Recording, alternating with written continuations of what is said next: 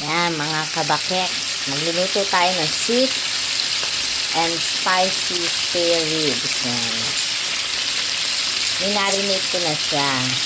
Ito ngayon, medyo iprito lang natin. Kasi mamaya, titimplahan ko yan.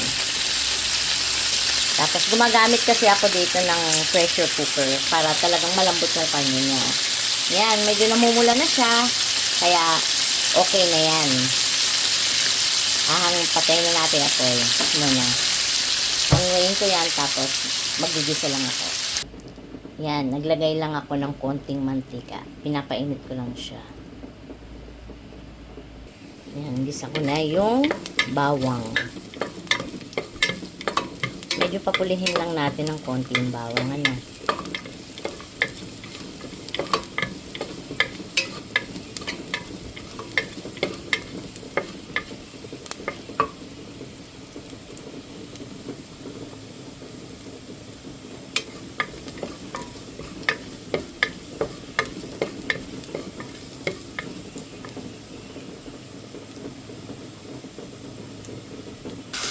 Yan mga kabakeks, nilagay ko na yung kaninang ano man tawag, minarinate o pinirito kong baboy.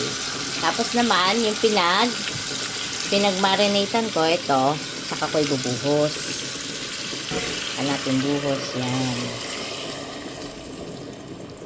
Yan, yung pressure cooker, yan yung gamit ko.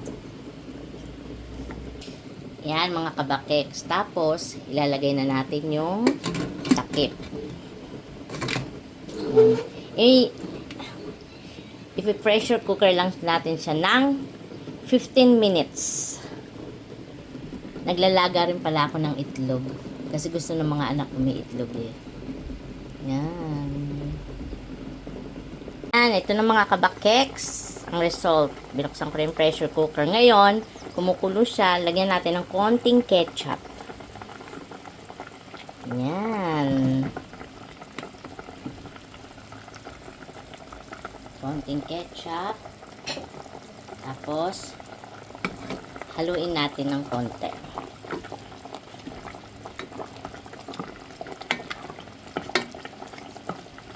Yan. Okay na siya. Yan. Okay na siya mga kabakeks. Yan. Ito na mga kabakeks. Ang ating sweet pork. Yan. Braised pork kung tawagin. Yan.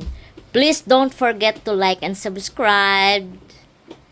And click the notification bell. Thank you. Kain po tayo. Thank you for watching. God bless po sa inyong lahat.